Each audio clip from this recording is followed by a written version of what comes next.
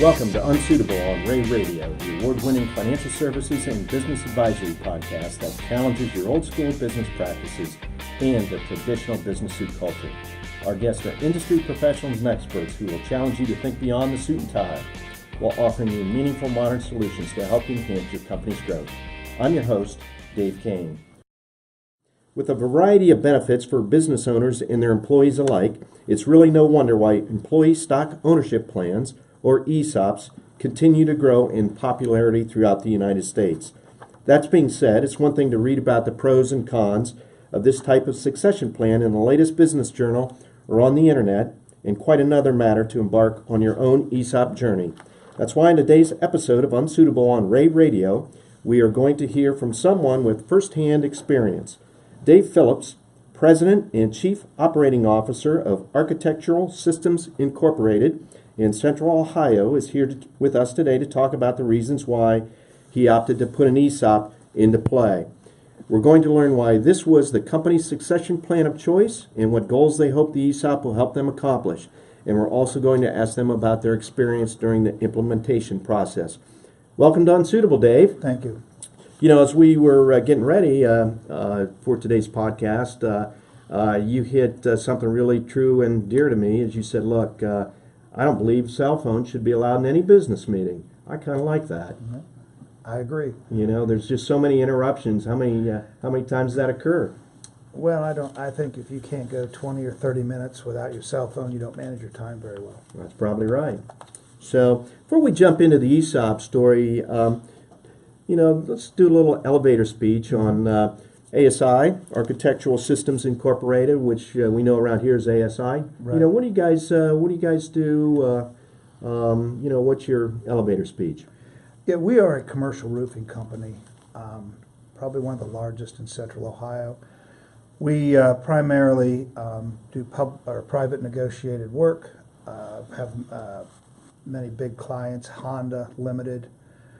We do a lot of the developers in town, and we have a huge service department where we go around and service roofs, try to keep them serviceable until it's time for new roofing. We do not bid a lot of public work. We stay in the private sector, but we also do metal siding and commercial metal siding and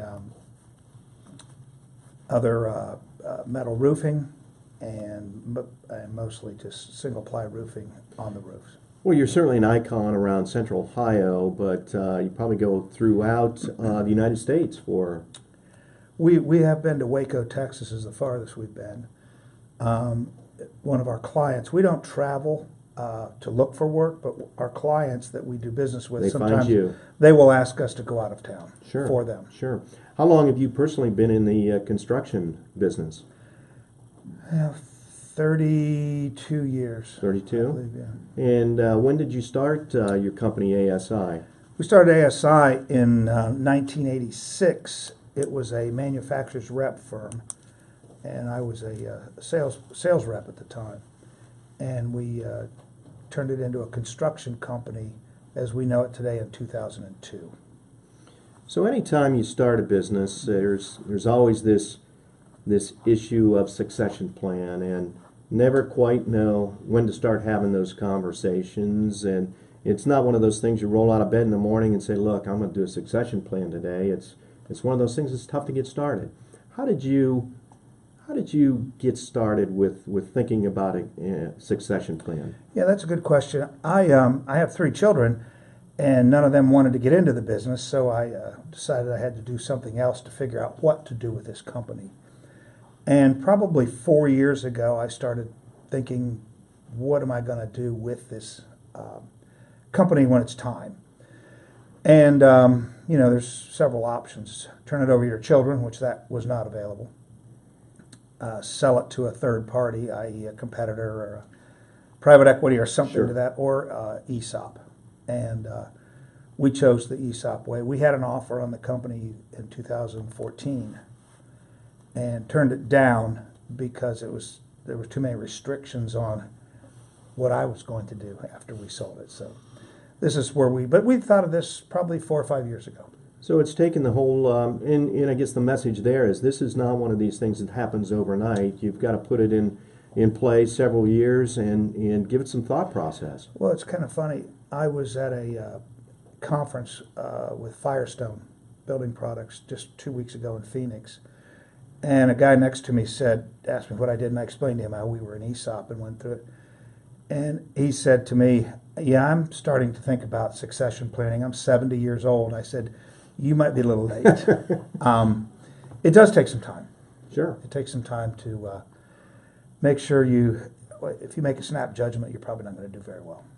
You know, one of the things that I hear from our clients and friends that are in the ESOP is there's this tremendous amount of loyalty to their employees. And they've said the ESOP helps me as the owner, give the team, an opportunity to own part of the company and some continuity, some security. Mm-hmm. Well, the employees are your number one asset, contrary to popular belief. And they're very hard to find right now. There's a shortage of people that want to be in the construction business. So we wrestle with that every day. And yeah, you want to leave a legacy. Everybody wants to leave that. But, our employees are why we are where we are today. I get a lot of the credit, but they did all the work. They did the work. They did the work. That's fantastic. I mean, that's great as a business owner that you're willing to be the cheerleader for the team. Mm-hmm. I mean, they're right. Those are the team that did it. They did. And this is a bit of a reward for them, opportunity. That's the plan. So, walk me through the emotion of the decision to start the succession plan and make a decision. That probably wasn't an easy process. No, but once I hit 60 years old, I decided that I wasn't going to live forever, and I had to do something. Oh, come on, we're going to live forever. Well, 60 is what, the new 40? In theory. But, you have to look down the road, and I have no intention of retiring yet, but you have to look down the road at what's going to, where you're going to be in 5-10 years. A lot of people don't do that, but, I knew this isn't something you can do overnight, and we wanted to, like I said, when my children decided they weren't coming in the business, and I learned about the ESOP, I thought this would be a great way to reward the people that got us where we are and allow me to exit on my own terms. So under your ESOP plan, as we sit here today, which is a fairly new plan, I think you shared that occurred in September of 2017. Yeah, September 15th. Mm-hmm. So you're still maintain control. You do the day-to-day activities. You're still the CEO and many other things in the company. Correct. So even though the succession plan is in place, you're still actively involved. No change. Oh, it won't change for a while. My next big project we have to work on is finding the person that's going to replace me and build the management team so I can step back. But this is going to be we're going to do baby steps. Sure. And it's not going to happen overnight. And, that's why I have a 5 to 7 year plan on my exit. Would you hire you to run your company? I would hire me. I don't know if I could work for me. Well, that's a good honest answer. But so you set this up. I think you said 5 to 7 years. Mm-hmm. To me, I think that seems like a pretty good time frame to get the management team in place. Mm-hmm. Now your employee base. How many employees do you have? 85. 85. Mm-hmm. And what would be, just off the cuff, what would be the average length of employment for most of the team? Yeah, they're 5 to 10 years. Okay, so you have some mid to long-term employees. Right. This portion of our business, the actual construction end of it, we are starting our 17th year. 17. Mm-hmm. When you explain the ESOP to the team, how did they take it? Did they understand a lot of blank stares? Scares? A lot of blank stares. Yeah, the first thing was, you're giving us this company for free. And I said, well, yes and no, you're going to earn it. But it's a complicated thing, and they'll have a better understanding in a couple of months when we get our first statements and they can actually see what they've owned and what they've earned. Right now, it's kind of a mythical thing right now. It's a paper It's a paper item until Right. they begin to get some funding and so forth. So not only is it the the ownership concept, but it's also a retirement mechanism for most of the team. Well, that's what it is. It's basically a glorified pension fund Sure. that they do not have to fund. In the past, we still do have a 401k that we matched, and now we don't match that anymore. We put that money in the ESOP, and it grows much faster than their company match. A lot of times when you hear employee stock ownership plan and the employees feel, okay, wow, I'm an owner. There's some things I want to change around here. I'm gonna make some decisions on, buy this, do this, hire this person, and that's not really practical. No, it's no different than if you own let's say, a share of Amazon. You're not going to go in there and tell them who to hire, are you? I don't think. Okay, it's no different. They're shareholders. They're silent shareholders, but work on the day-to-day business. They work on the day-to-day business. They participate in the profits.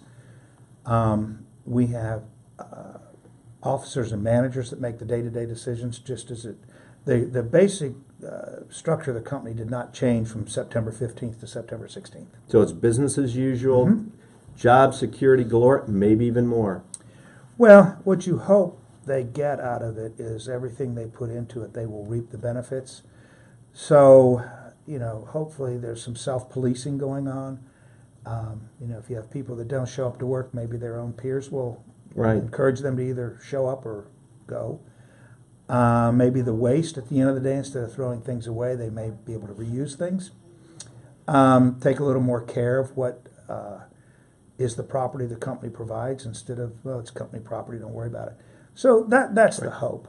And you hope that they figure out that they're, when they do a job, that they're doing it for themselves too, not just for me. Right. After you made the decision and signed the paperwork, did you go out and celebrate a little bit? A little bit. A little bit, huh? That's part of the, you enjoyed the fruits of your labor. Yes. So, again, this is, I think as we talk about this is a complex transaction. It is. This is not something that can happen overnight. And I would imagine what I also hear and see is the cost to put one of these in place and administer it over the years is not cheap. No, it's expensive, and the way these things are financed is, in our case, I am carrying 75% of the note, and every couple of years the bank will step up and pay me money, and then we'll reduce the note. So there's an investment for me to stay in to make sure everything works, and they're not cheap to do. Now you can do them several ways. You can go assemble your own team and save some money, or you can hire a professional, which we did, and they're a little more expensive, but they do it every day. I doubt if I'll ever sell another business again. So, one time in a lifetime, you're not really good at it. Yeah. A fellow partner of mine, Lee Beal, constantly talks about you and the success of your company and the ESOP. And I know, he's not in the room, but I know he's extremely proud and use you as a model in the ESOP field. Mm-hmm. Lee and I have been doing business together for 35 years. And don't tell him this because he'll get a big head, but he's become a mentor of mine too, because not only has he been my accountant, but he's been a business advisor that's never been afraid to tell me that, maybe you ought to rethink that. That's not the right idea, as opposed to telling me everything I do is great. Well, that's a role that I know Ray and Associates and our advisors and CPAs try to get more involved and get behind the scenes. There's an emotional part of doing this, Yeah. and we have to understand that. And it sounds like the two of you connected over the years. And don't tell him either. I think he's pretty good at that, so don't tell him that. He is. We go way back from when I was first a manufacturer's rep, and I brought in my 2 pages of stuff for him to do the accounting on, and I think he was like, "You can do this yourself." Nope, I'm going to have an accountant. Yeah, 2 pages of accounting stuff. Huh? Things have changed a little bit. A little. Yeah. Mm-hmm. You know how to run the computer very much? Hey, big computer? I'm dangerous on it. You're dangerous, Mm-hmm. huh? You stay away from that? I try to. Yeah. So you're not one of these guys that are on the phone all the time, are you? I'm on the phone. I'm a big believer in face-to-face communication. I do not like to solve issues via email or text, and most of my employees know that. And so that's your culture. Mm-hmm. That's your culture. You know, as you mentioned, 5 to 7 years is your plan. Mm-hmm. You know, 5 to 7 years goes pretty quickly. That's going to force you to really kind of buckle down and look for that next general manager or CEO or CFO to replace you. He's working for us. He's working for. He's been here 5 years. I think he's the right guy, and we'll see. He just was promoted this morning to vice president, and we'll see what happens. What are you going to do when you step away? You have hobbies and activities, or are you going to stay involved? I don't know yet. You know, it's kind of hard when you're self-employed entrepreneur type to turn the key off, as opposed to somebody who works for the big corporation and they put their 30 years in and their money's right and they want to get out. You know, we have to win every day to make it work. And it's hard to turn that off. And it's funny you asked that. When we spent the month in Florida, my wife and I, a month of January in Florida. And on the way home, she was saying what a great time we had. But when we get back, she's not quite sure when this ESOP is going to end and I retire. But she let me know that between 8 and 4, I need to find someplace to go every day. So Yeah, we'll see how that You're going works. to clean the garage every day, No, something like that. I don't clean the garage now, so we're not going to do that. But you know, I play golf and we travel, and I have other investments in some other businesses, and I'll keep busy. What's your handicap? We playing for money?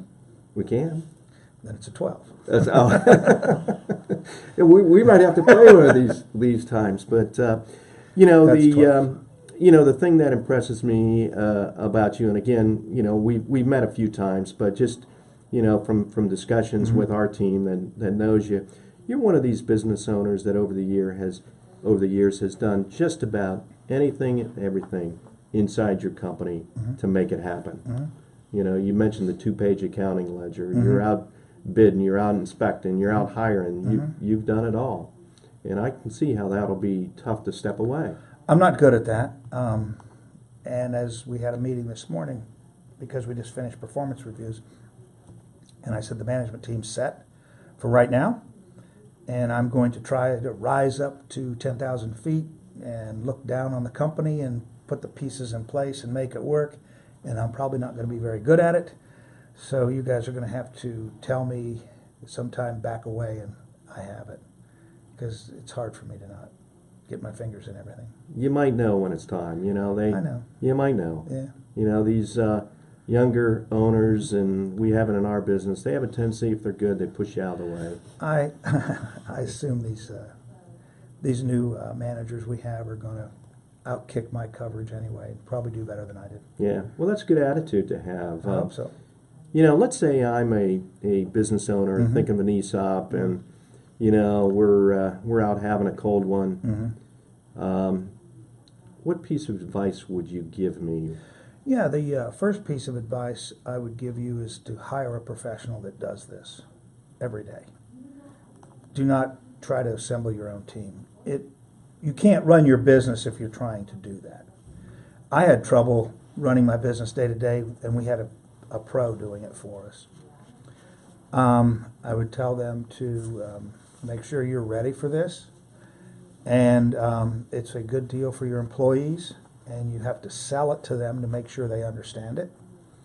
And it works for me. I can't speak for everybody else, but the biggest piece of advice would be work with pros, because it's complicated.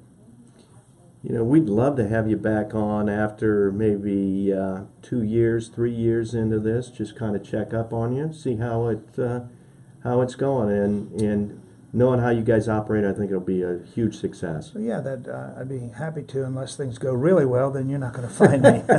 You'll be down in Florida, Well, and you'll Florida- be down a single-digit handicap, and we're never playing unless we're on the same team. Florida or California. My son lives out in L.A., so we go out there and visit quite a bit. There you go. Our guest today has been Dave Phillips. President and CEO of Architectural Systems Incorporated, also known as ASI. Thanks again for joining us on Unsuitable today, Dave. Thank you. It's been really great listening to your story and hearing the reasons behind your decision to pursue an ESOP. Listeners, you probably have a lot of ESOP-related questions. This is your chance to send them in to us at podcast@raycpa.com. Next week, we will have Tim McDaniel, Ray's own succession plan expert, back on the podcast to answer your questions and to discuss the ins and outs behind an ESOP feasibility study. And don't forget to subscribe to Unsuitable on iTunes today to make sure you don't miss the valuable second half session of our ESOP conversation. Until next time, I'm Dave Kane, encouraging you to loosen up your tie and think outside the box. Nice job. I went pretty fast, didn't I? Yeah.